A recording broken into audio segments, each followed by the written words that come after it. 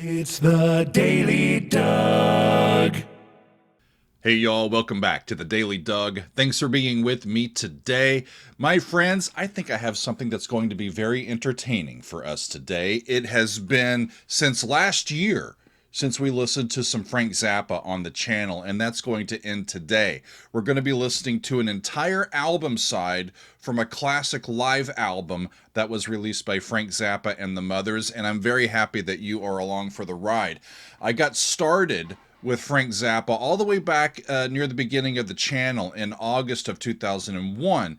And I started with Inca Roads, and I've been zapped ever since, y'all. That song just really opened my eyes to the sounds and the complexity and just the aliveness of the music that Frank Zappa produces, along with his wonderful band. And it's been a great ride since then. We've heard Blessed Relief. We've heard Don't Eat the Yellow Snow Suite. We've heard The Black Page 1 and 2. We've heard all of the Apostrophe album, Peaches on Regalia. The Adventures of Gregory Peccary was quite fun. And most recently, we heard Montana back in November of 2024.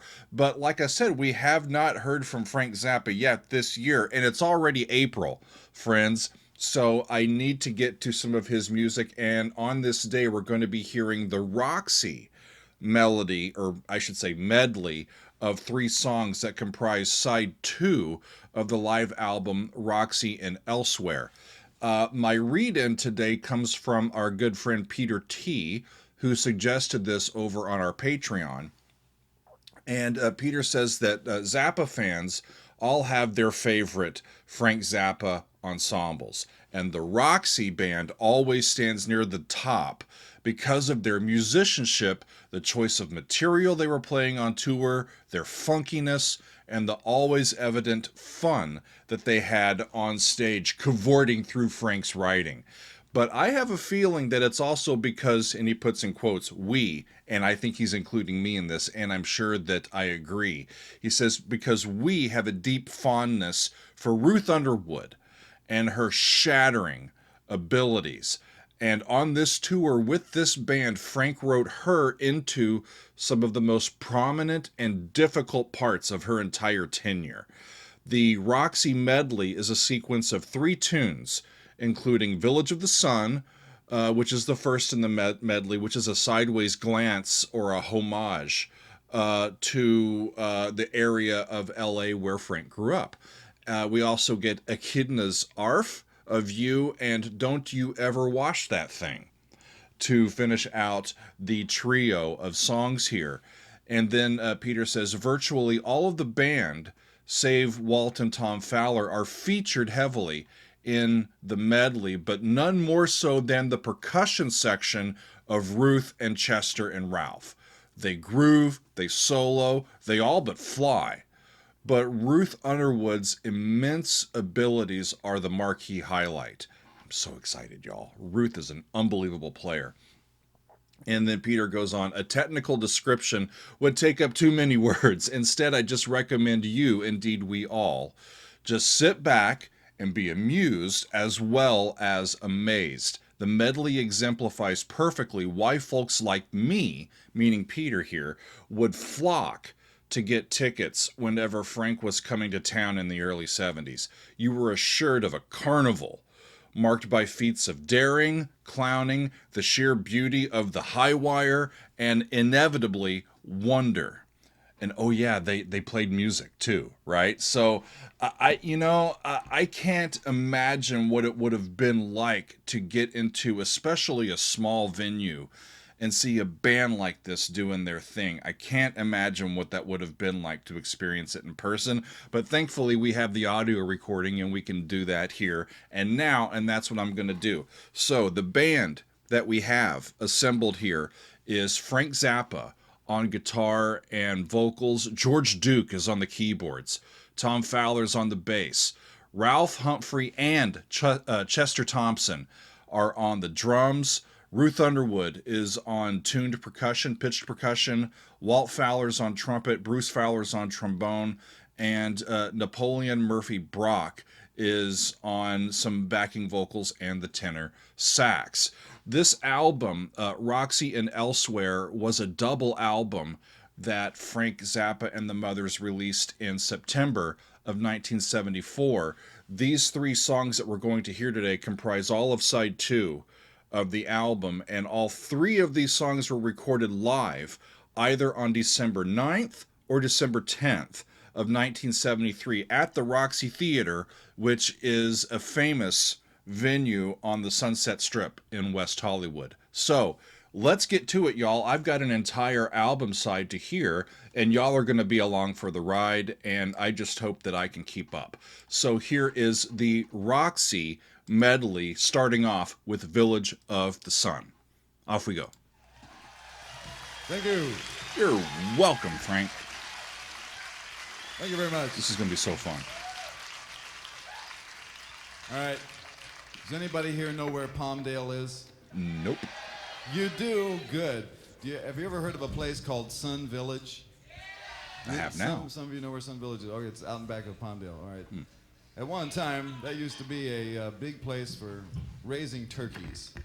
And I went to high school in Lancaster, which is not far from So we went to high school near there. Very good for other things out there now? Good.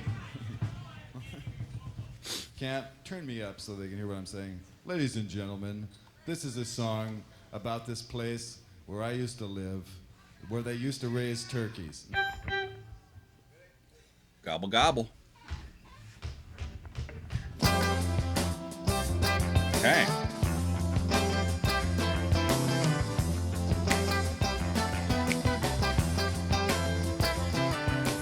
Going back home to the village of the sun, out in back of Palmdale where the turkey farmers run. The turkey farmers run. Made up my mind, and I know I'm gonna go to Sun Village. Good God, I hope the wind don't blow. And I'm gonna go to the Sun Village. Good God, I hope the wind don't blow. It'll take the paint off your car.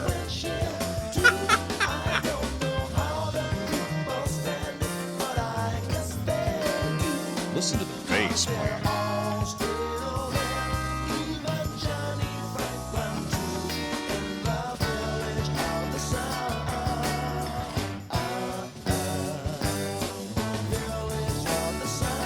One major 7. Yeah, Village of the Sun.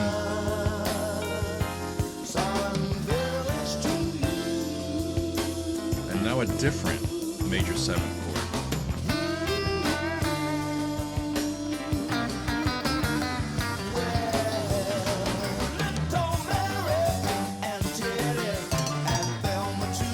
Listen to it.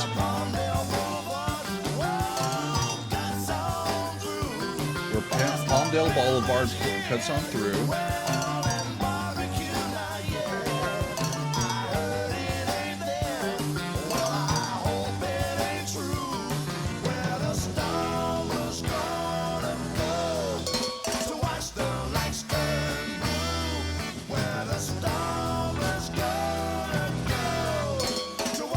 Where are the stumblers going to go to watch the lights turn blue? I have no idea what he's talking about.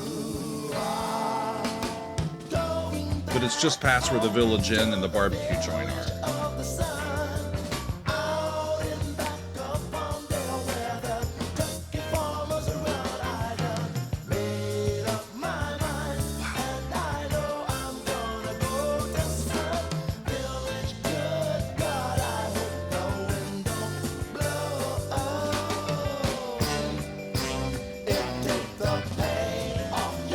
So that's like the 4 chord, it feels like to me. Turns minor. Because it came from the G, now it's the F.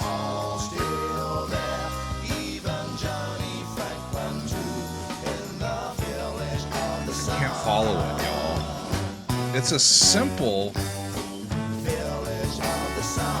I mean, the way that it's presented vocally, it's just a normal song, but underneath it, the harmony these are so deceptively complex. And they slip into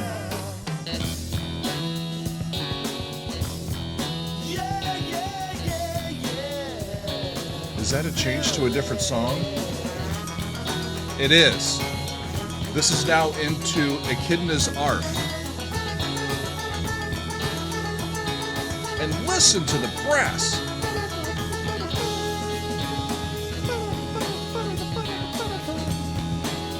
Rad.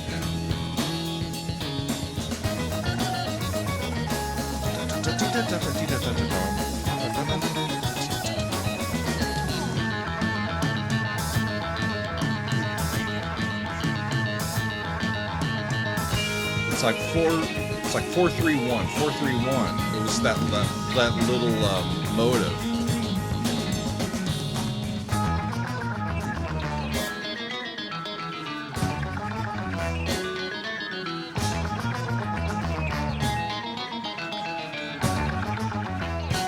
Imitation, development. There's a lot more technique in here that's pulled from classical technique than one might think.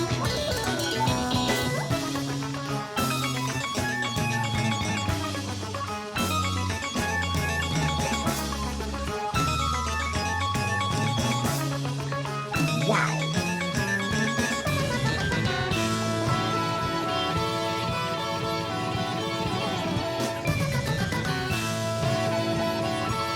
Planing, everybody going and kind of going in the same direction there. And the percussion adds so much. The pitch percussion, reinforcing that melody.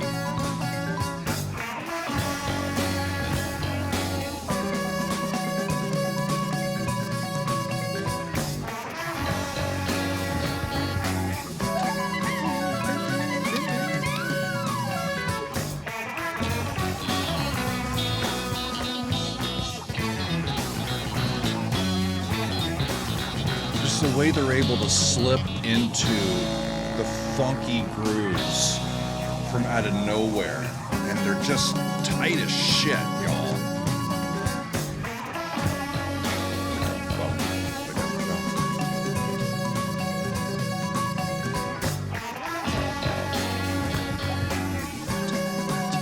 So weird. Maybe if I take some of this, it'll make more sense.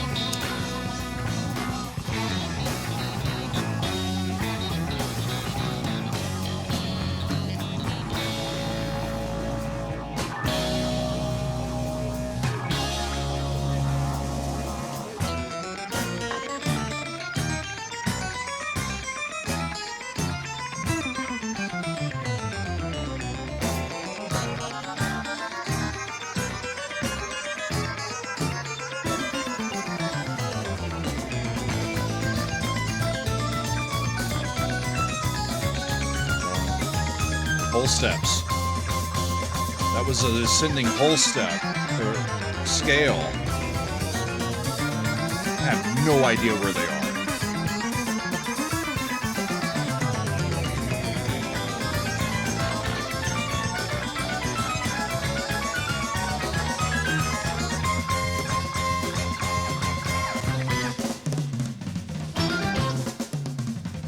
And now we're getting into Don't You Ever Wash That Thing. Take It percussion section.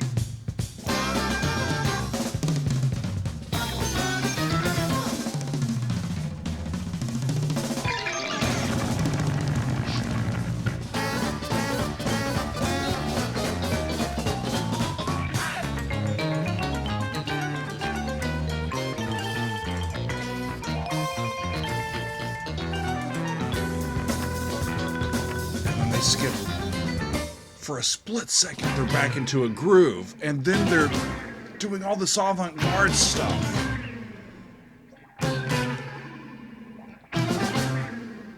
Who's playing the alien spacecraft?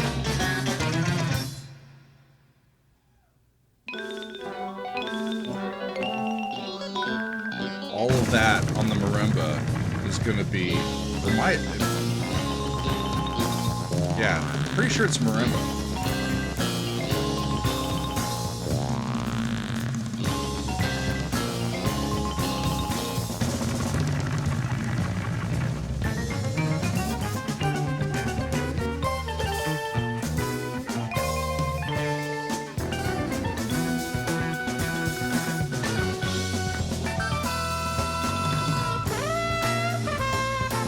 Heck of a move.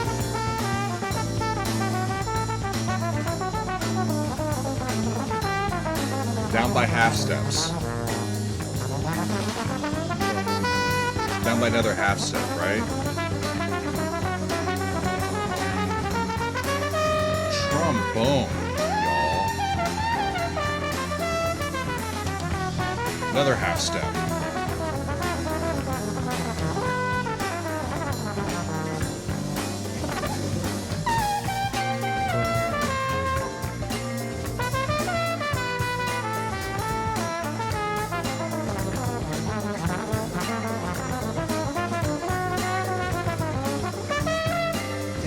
They re-racked it. I just have no idea where they started. And that's amazing.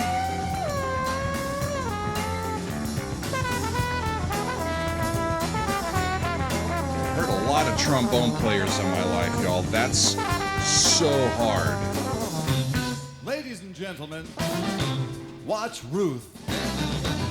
All through this film, Ruth has been thinking, what can I possibly do that will amaze everyone? Exactly what she's doing. I think she's come up with the answer. Just keep your eye on her. She's going to do something more impressive.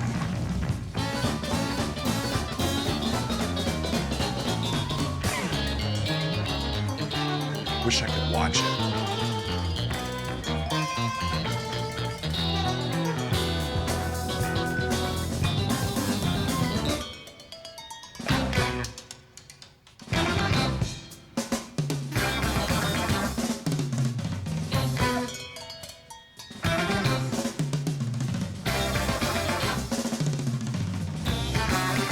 I love the open drum fills.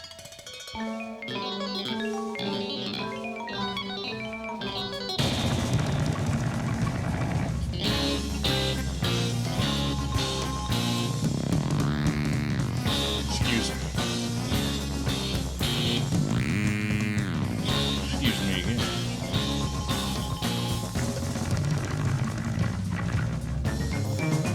It's like they're playing a muffler.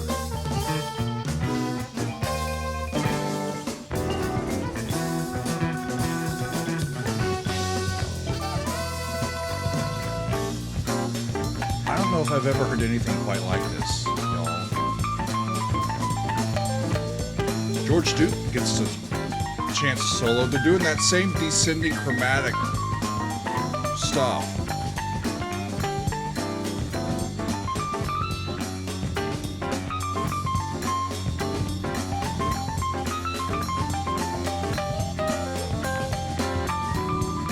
Beautiful. I think that's where they land. Up a minor third. Goes up another minor third. And they start again. Does the whole thing take up a tritone? That's cool.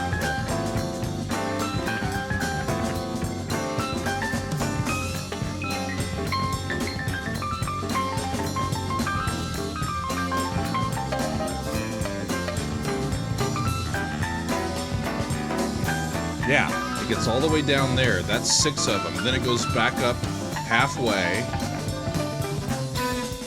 Now they're off into something else. But I think that's what they did there.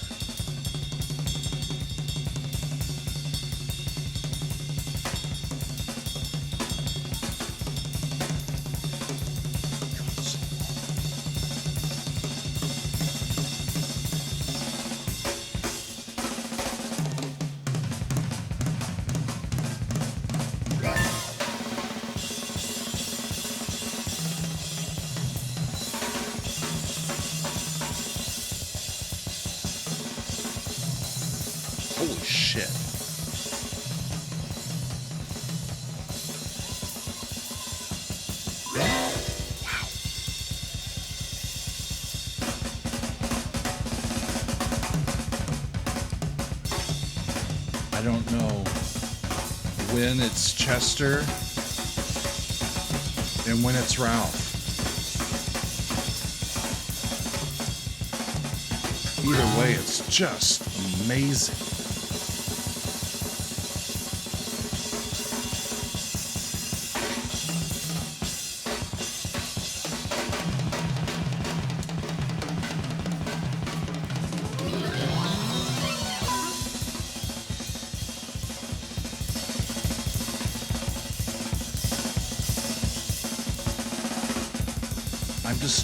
I'm gobsmacked, y'all. The playing is so insanely good.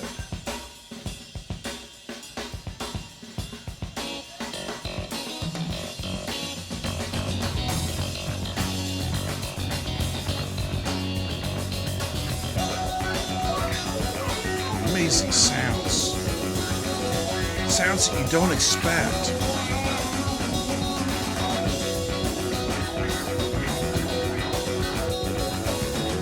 Yeah, Frank, take a spin for a little solo. You've earned it.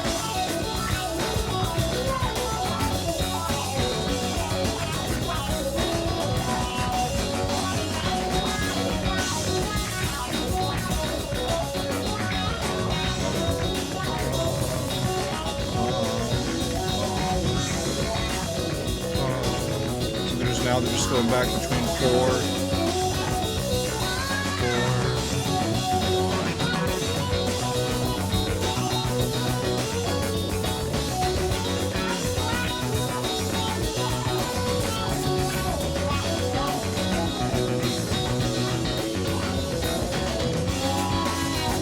It's really smart after all that to leave us with something we can groove to. It helps put all of that great playing in context, and then they do this.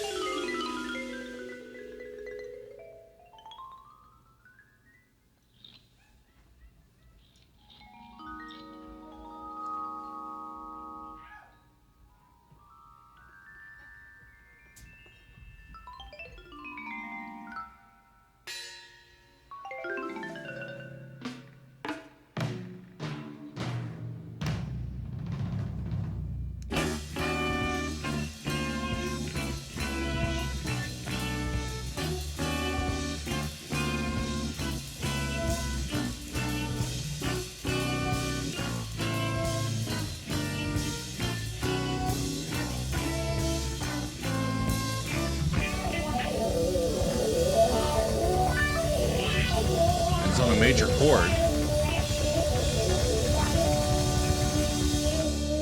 I think that's the end. Who let the kid in? It's a crying baby. I mean, who does that sound at the end of all of that?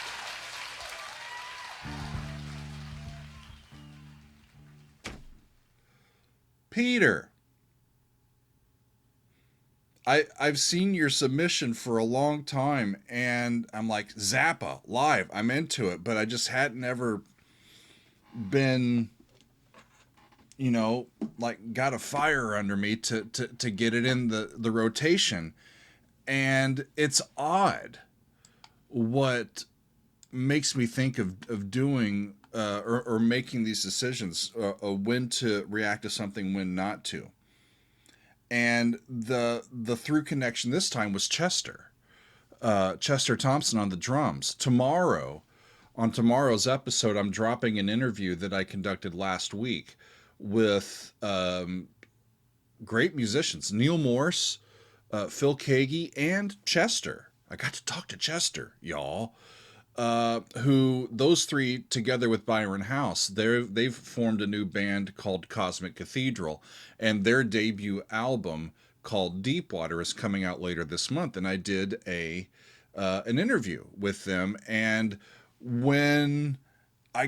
after I got done talking with Chester, and I'm realizing just who he's played with, I just had his discography and his resume on my brain a little bit, and And when I saw that he had played with Frank Zappa, and the fact that we had not listened to any Frank Zappa on the channel yet this year, I went really looking, and I went to our master list where all of our patrons have submitted their ideas for the show, and I've gone, yes, I want to get to that, but it's going to wait. It's on the list. And I saw that Peter had put in this album side, and I'm like, Chester's playing with him, and it's live.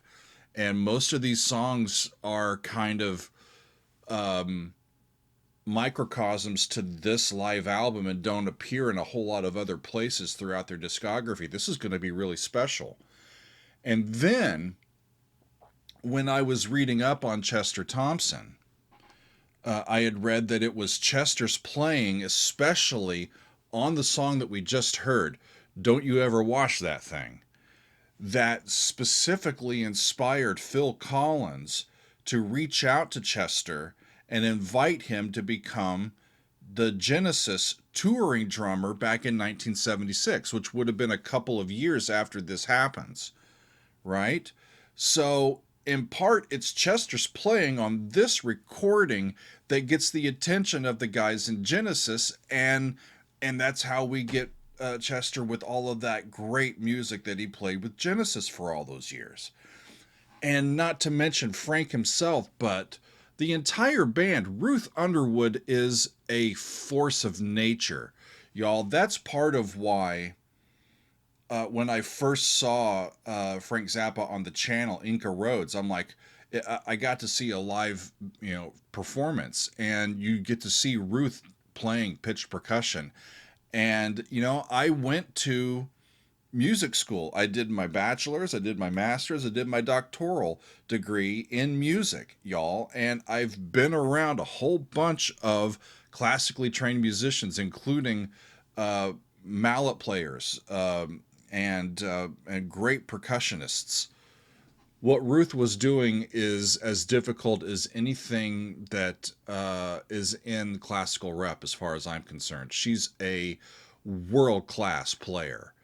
And for that matter, so is George Duke and Chester and Ralph and Tom on the bass. Holy crap, y'all. Not to mention you got Walt and Bruce on the brass there doing their thing, and Napoleon there on some vocals and tenor sax. What a group. So it makes me want to listen to the rest of the album. The album is, what's the name of it? Roxy, where's my notes go?